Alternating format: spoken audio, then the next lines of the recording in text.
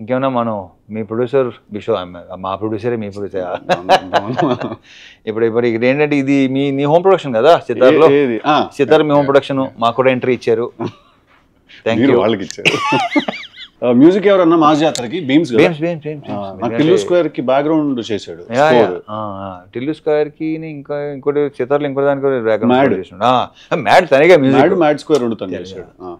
Tillu square కి background score చేశాడు. Super talented, crazy candidate. కానీ అతను కొన్ని సౌండ్స్ పంపిస్తుంటాడు నాకు. ఇప్పుడు నాకు ఆశ్చర్యం వేస్తుంది. అతను నమస్కారం సార్ అంటాడు. ఏంటో ఏది చెప్పడం మాంటరా బాబు అంటాను నేను. అది ఏదో ఒక చిన్న కట్ ఆఫ్ లో ఉంటుంది, విచిత్రంగా ఉంటుంది. ఒక చిన్న అంటే every good artist is little crazy like ఒక రకంగా ఉంటాడు తను. వచ్చేసరికి మైక్ లో అరుస్తున్నాడు ఒక రోజు ఇక్కడ పార్క్ హైత్ లోనే మ్యూజిక్ కంపోజిషన్ జరుగుతుంటే రూమ్ ఎంటర్ అయ్యా. సూట్ రూమ్ లో ఎంటర్ అవ్వగానే తిడుతున్నాడా? కాదు మైక్ లో లాయ్ లాయ్ లాయ్ లాయ్ అరుస్తున్నాడు సార్. వెళ్ళేసరికి నాకు అర్థం కాలేదు. నేను ఫస్ట్ టైం చూస్తున్నా అట్లా. అటు ఇటు చూసుకున్నాను నేను, మా డైరెక్టర్ చూసుకుని ఓకే అట్లుంటది బీమ్స్ తోని అనుకున్నాను. కాబట్టి మంచి మాకు నంబర్ ఇచ్చాడు. నా ప్రజెంట్ జరుగుతుంది కూడా బ్రహ్మాండంగా మంచి. మీకు దానికి చాలా బాగా ఇచ్చాడు. నా ధమాకాలో